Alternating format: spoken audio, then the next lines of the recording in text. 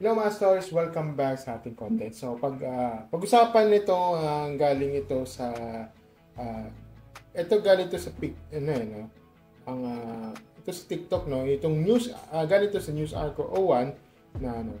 Ito yung shinare niya yung itong article na to galing ito sa presscomph.me. Oo. Well, sa totoo lang yung ko lang nakita to, itong article na to, yung press room, kung legit ba to or hindi. Medyo kasi yung .me, medyo ako, na parang duda ko. Pero okay lang, sige lang. Medyo ang ganda ng mga dito. Siguro, di, tawag dito, parang hindi naman sa hindi legit, no? Pero ito yung parang nagiging independent, no? Yung parang hindi siya gaano kilala, 'di ba? At ito yung galing ito sa may isang estudyante na iharangin ko to kasi meron kasi tayong community guidelines dito sa YouTube, no. Medyo kahit sabihin natin legit ito, pero kahit sabihin natin yan na minsan kasi hindi nasusunod yung community guidelines. Pero mas mainam harangan ko lang ito yung bata kasi ito minor de edad. Pag kasi mag-detect kasi ng YouTube. Anyway, so sabi niya dito sa caption nito, sabi niya, kapag magaling, AI na agad.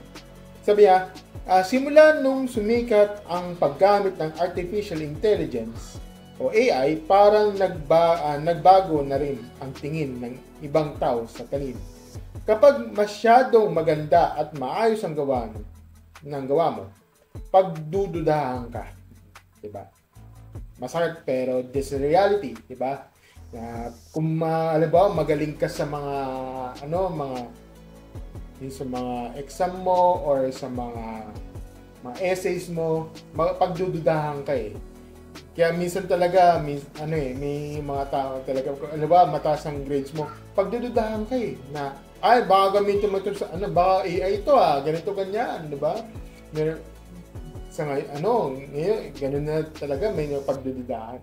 Yun nga lang, yung sa kasi, sa mga school, sa mga, yung karamihan sa mga school, di daw pwedeng gamitin yung AI na yun. So, parang sariling sikap. Yung nga lang, ito kasi parang pinagdududahan siya na gumagamit siya ng AI, which is not true yung sinasabi niya. So, yun nga, Ngayon, ako din sa ito article, sabi niya dito, ito galing ito kay Patricia Fortuno, ito yung sa gumawa ng article na to. Sabi niya, simula nung sumikat na paggamit ng artificial intelligence o AI, parang nagbago na rin ang tingin sa ibang tao sa talino. Okay, diba? Kapag masyadong maganda at maayos ang gawa mo, pagdududahan ka. Kapag walang mali, hindi ka na ang gumawa, AI raw. Wow. 'Di ba? Ayun. Parang noon lang pinupuri ang mga effort. Ngayon, naakusahan na. Minsan kasi hindi sila gumagamit ng ng AI detector. Kasi kahit sabihin natin sabihin yung mga guro, sabihin natin. Kahit di na kailangan ng need. Kung maganda na yun, pagdududahan ka, ganito, ganyan. O yung mga estudyante mo na, bakit ganda, taas ang grades? Pwede ka na questionin ng ganito. Bakit ganon, ganito, ba't ganito yung gawa niya? Ginawa ko, ganito yung grades ko, tapos siya, taas. Baka nag-gumawa ng AI na, di ba? May gumagawa na sa ganun. Nakakalungkot no? So, ito tuloy natin, sabi niya, nakakalungkot isipin na imbis magpalakas ng loob ng mga mag-aaral sa totoong nagsusumikap, sila pa ang pinaghihinahan dahil sa mga akusasyon wala namang basehan. Ngayon, hindi na tanong kung pinaghirapan mo ba, kundi kung ikaw ba talaga ang totoong gumawa at sa pagkakataong ipagtanggol mo ang iyong sarili at dating nito sa kanila. Guilty ka, galit ka sa totoo lang at totoo ang pinaparating nila sa iyo dahil lamang, dahil lamang nag-iingay ka. Oh my gosh. At ang masakit pa, madalas mismo mga guro o kapwa estudyante pa ang unang magdududa. Hindi na importante ang pagod at hirap sa likod ng gawa. Gosh. Oh my gosh, talagang yung talaga pagdududa. Alam mo yung parang saan ba ako lulugar? Magbabagsak na lang ako, ganito, ganyan, diba? O baka siguro sa sobrang galing ko, nagkakamalang ka AI, ganito. Well, yun sa mentality. Pero hindi natin kasi medyo inaasukan hinuhusgan mo agad hindi na kung AI ba o what diba? Hindi yan gumagamit ng AI detector kasi kahit sabihin na kahit AI detector yan, nakakalusot din yan ganito, ganyan diba?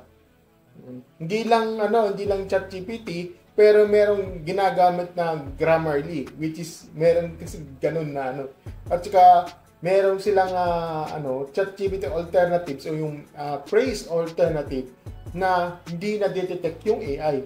Ayoko banggit dito, pero yun kasi ginagamit karamihan. Okay, so at ang mas masakit pa, madalas mismo mga guro ay ito kapwa estudyante. Okay, ang tititigan ang tinitignan lang ay masyadong ito maganda, parang magawa ng isang katulad mo.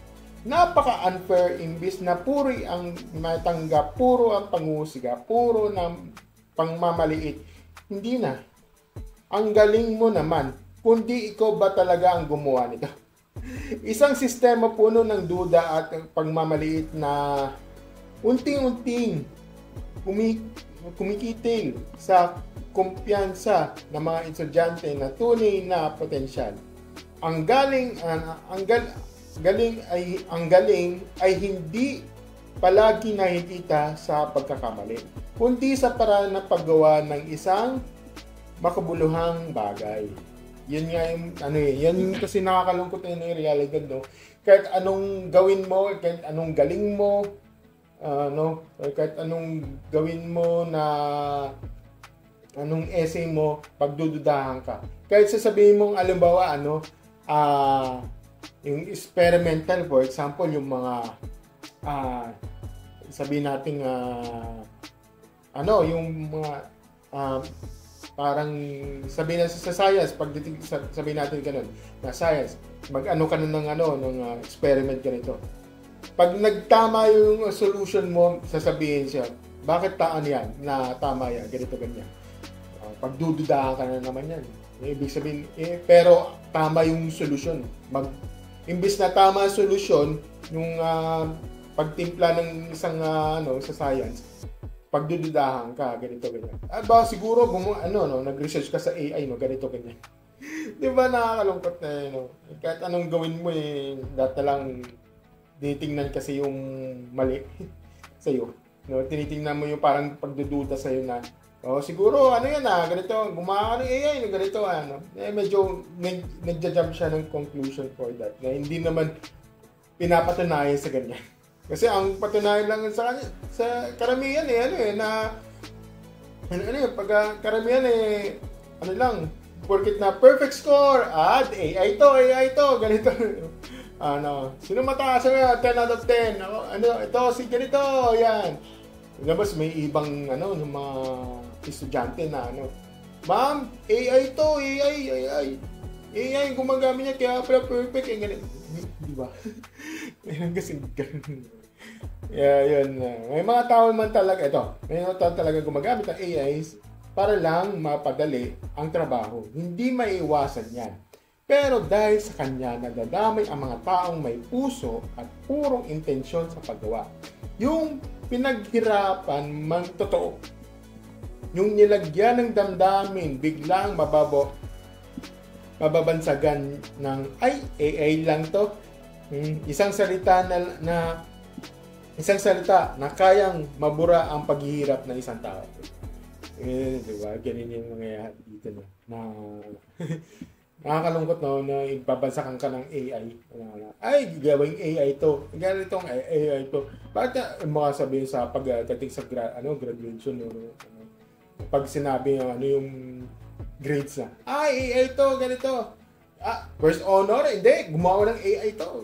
May ganun na estudyante o yung mga teacher or even na mga, teka lang, bakit siya naging first honor, ganito, ganyan. Baka AI gumagamit yan. May ganun talaga na husgahan ka ng tao. Kaya nakakalungkot isipin ng may mga tao kasi ganyan. Kaya, yun. Ito, hindi lahat ng magaling ay gawa ng makina. At hindi rin lahat ang gumagamit ng AI ay tamad. Ngunit kung patuloy itong nagpapadala sa paghuhusga, walang saysay ang pagsisikap ng taong totoo at intensyon at pinaghirapan ng mga ito. Hindi problema ang talino. Ang problema ay paniniwalang may limitasyon kung hanggang saan lang dapat ang kayang gawin ng isang tao. Kaya bago tayo mag-akusa, matuto tayong kumilala. Dahil minsan, ang pinaka-AI looking ay gawa pala sa estudyante na naniniwala pa rin sa sariling talino. Diba? Yun na, nakakalungkot isipin niya. Kumbaga, kung sino ba yung AI? Sino ba yung gumawa nag-invento ng AI? Siya yung parang talino na pinapalagyan ng parang knowledge ng isang AI, di ba? Alam mo kasi may di na maiwasan. Ngayon nagkakaroon kasi ng mundo ng internet, nag-e-evolve ng internet. Minsan kasi pag kusahan ka gumagawa ka ng essay o yung mga research ganito ganyan, babansakan ka na naman AI ganito ganyan. Ano ba, saan ako lulugar? Paano ako mag-aaral? Anong silbi pag-research ko tapos babansakan niyo akong AI? 'Di ba? Nasaan yung resibo? Nasaan yung statistics mo? Nasaan yung ganito? 'Di ba? Sige nga, kung AI man yan, i-research mo nga sa akin yan. Oo. Di ba nakakalungkot na isipin na babasakan kang AI ganito, ganyan. Tapos sasabihin sa'yo, hindi na kailangan ng AI. Diyan pa lang, duda na kami, ganito, ganyan. Di ba? Nakakalungkot na isipin. Kaya minsan, ito, basahin na lang natin sa mga comment sections nito. At ang daming na visits dito. Nainis na rin ako. Ayan o. Sabi dito is, that's why I hate using EM Dash now. Ay, EM Dash. Real, right. I get. Sino ba kasing nagpauso ng AI? Di na ako magtataka kung alam mo, ang sisihin mo lang talaga yung ChatGPT.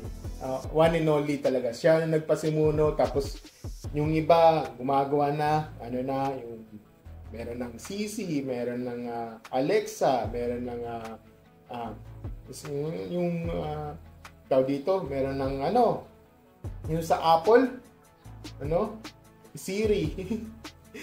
Di ba may mga di lang ChatGPT, meron na kasi bumubunga yan. Nagkakaroon kasi ng domino effect, di ba? Yung nagkakaroon ng bumubunga, nagkakaroon kasi ng parang sanga-sanga sa mundo ng AI, di ba? That's why yung nagkakaroon ng AI ngayon, nag-e-evolve na. Lahat nga, kahit nga sa mga yung mga AI assistant, ganito, ganyan. Kahit nga sa mga TV, utusan mo lang yan, turn on the TV, ganito, bubuksan niya ang kusa. Di ba? Tapos what's the matter, ganito, ganyan. Yan ang nagagawa sila. Kaya nakakalungkot Pero yung nga lang, nababansakan kasi ni AI. Kaya yung iba, nadadamay yung mga iba, nadadamay. Ano ba yung matatalino, for example, yung mga first honor, damay sila dun. Kaya baka yun yung mga problema dyan. Baka bansakan siya ng AI at saka dun ma-result ng mga depression nila. Bakit gano'n yung ginawa ko, ganito, ganyan. Bakit husgan ako, ganyan. Nakakalungkot yun. So, yun. Ito, sabi niya dito is, I'm a writer who uses the M dash a lot. Suddenly I was called ChatGPT girl. Oh, yun na nga. M dash, the meaning that, I don't know. So, ang M dash kasi, so, according sa, M dash,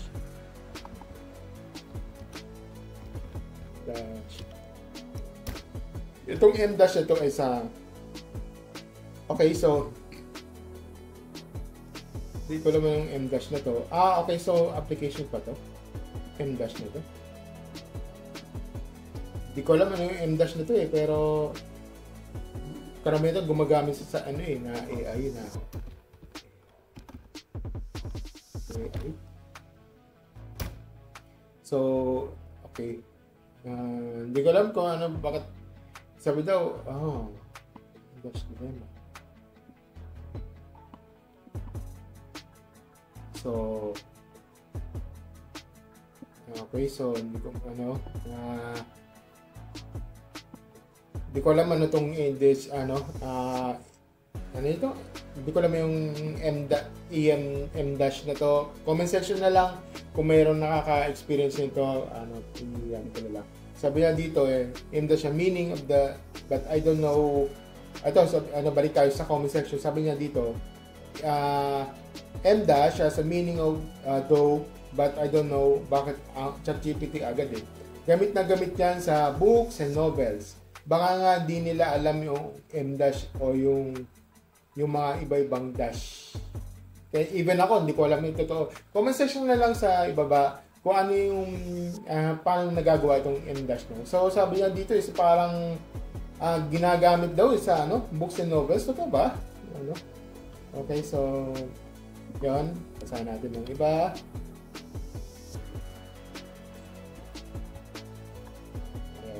Bumaba.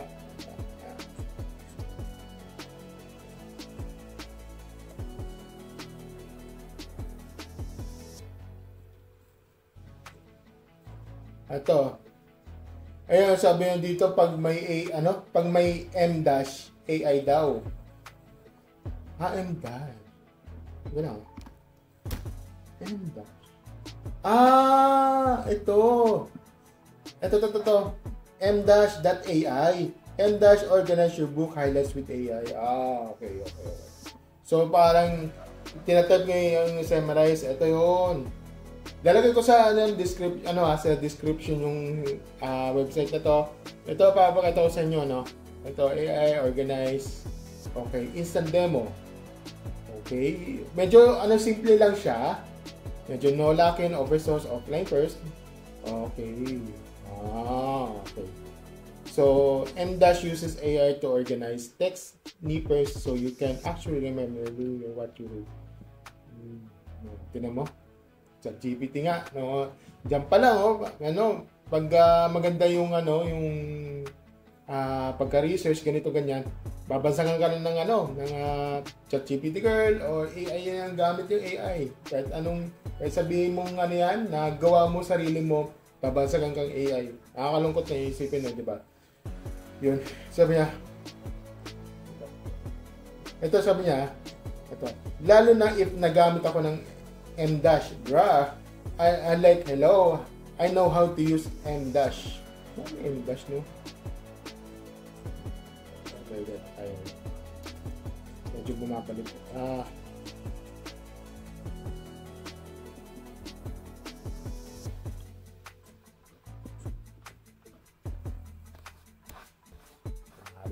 So, ito, I like using this. I can even do this anymore. They always assume. Ayan, sabi yan dito, I can't even use M-Dash anymore.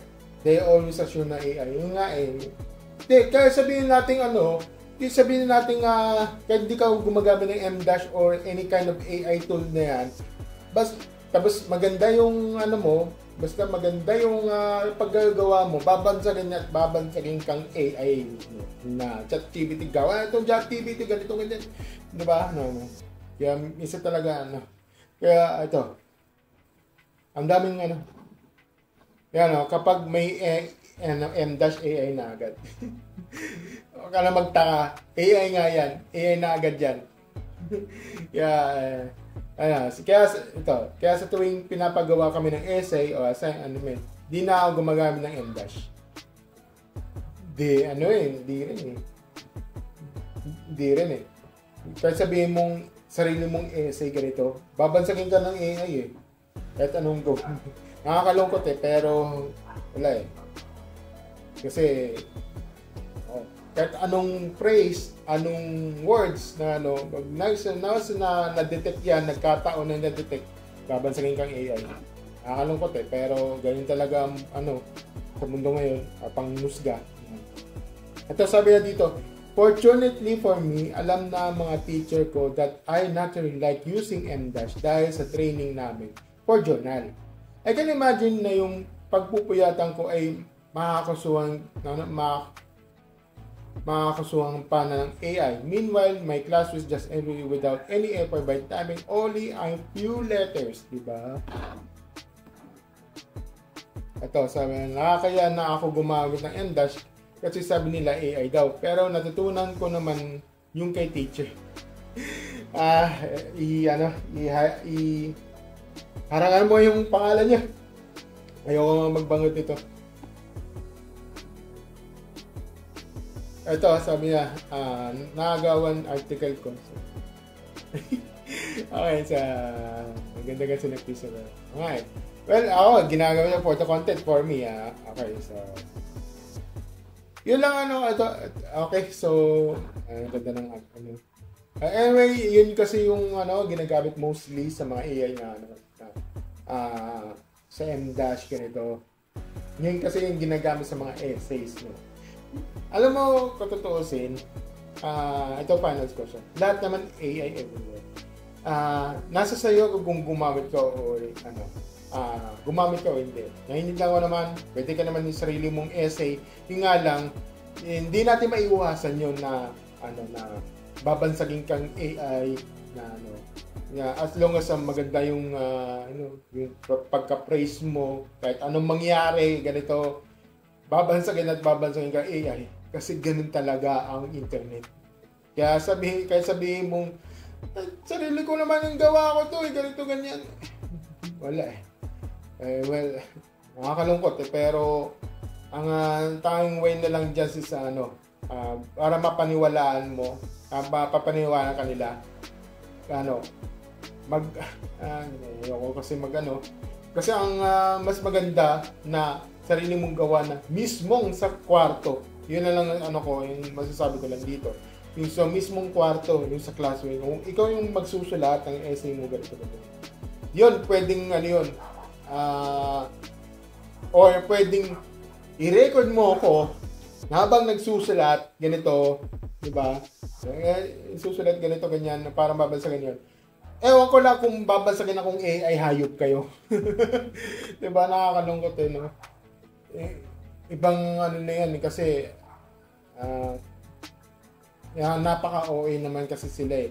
Na kahit na sinulat ka na tapos sabihin maganda naman yung essay mo, babasagin ka pa rin AI. Leche. Naku, nakigigigil ako sa mga ganyang pangmusgang lipunan, leche. At saka meron akong babasahin dito, no. Habulin ko lang 'to. At saka may sense siya, may point naman siya. Sabi niya dito, may iba kasing mapangabuso. Just like my CM. Hindi ko alam ano yung CM niyan. He or she's been using AI every time we got a quiz / test. Also, sa recitation, gumagamit siya ng AI. It's so unfair para sa akin. Sa akin, sa amin, lahat yun. Okay. One time pa nga na 29/30. Wow, almost perfect. Nakaisang mali pa. No? And ako, and siya, and siya'y naka-perfect dahil lang sa AI. Dahil lang sa AI. He or she's abusing AI so much. I don't know, I want to tell her or him that he or she's abusing him or her instead. Well, now I can speak what's right for us. I really hope na maka-stand up and speak for her or him.